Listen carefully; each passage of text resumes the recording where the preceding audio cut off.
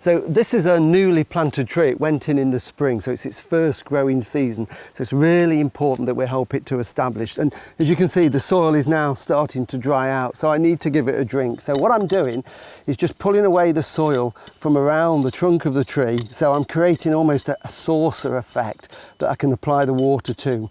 And what I've done, I've got a can of water here. I've put in a little bit of liquid seaweed fertilizer. That's a really good tonic for all plants, but it encourages healthy root growth, which is vital. So then I'm just going to pour my water into there.